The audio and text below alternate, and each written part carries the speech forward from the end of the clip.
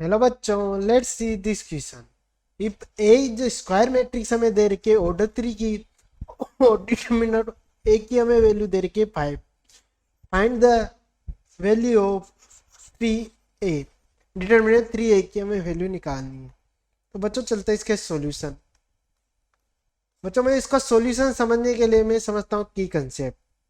जब मैं इसके की कंसेप्ट की ओर चलते हैं, की कंसेप्ट बच्चों हम जानते हैं कि अगर मेरी कोई मैट्रिक्स हो ए जिसका ऑर्डर हो n cross n, square matrix है एन ऑर्डर की, तो जब मैं डिटरमिनेंट हो के कांस्टेंट है, मेरा के कोई कांस्टेंट है, के ऑफ ए की वैल्यू निकालूं तो इसकी वैल्यू होती है के की पावर एन जिस अपॉन डिटरमिनेंट ऑफ है। अब मैं इसको प्रूव करने के लिए क्या करता हूँ बच्चों, एक लेट मान लेता हूँ, लेट कोई ए मैट्रिक्स मान लेता हूँ ऑर्डर 2 की, एन की जगह अगर मैं 2 मान लूँ तो ये मेरी हो जाएगी A1 A2 B1 B2। ठीक है।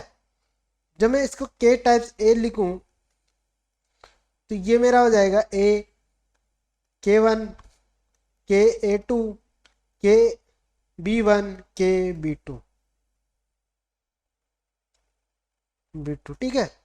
डिटरमिनेंट जब मैं के निकालूं बच्चों, जब मैं इसका डिटरमिनेंट लगा तो मैं अगर क्या करूँ, रो 1 और रो 2 से के कॉमन ले लो तो ये बनाया के इंटू के, और ये मेरे गया A1 A2 B1 B2।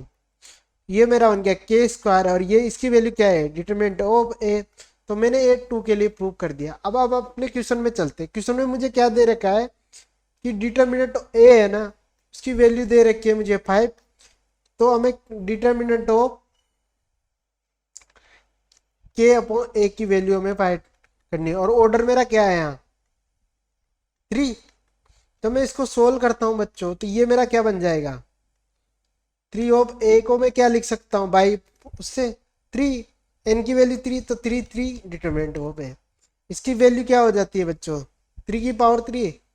जब मैं इसको सोल्व करता हूँ तो ये कितना बन गया है 27, और ए की वैल्यू मुझे दे रखी है 5। जब मैं बच्चों इसको सोल्व करूँ तो ये कितना बन गया मेरा 5 3, और ये 10 और 25, मतलब डिटरमिनेंट ऑफ ए 3 ए की वैल्यू मेरे पास है 3135।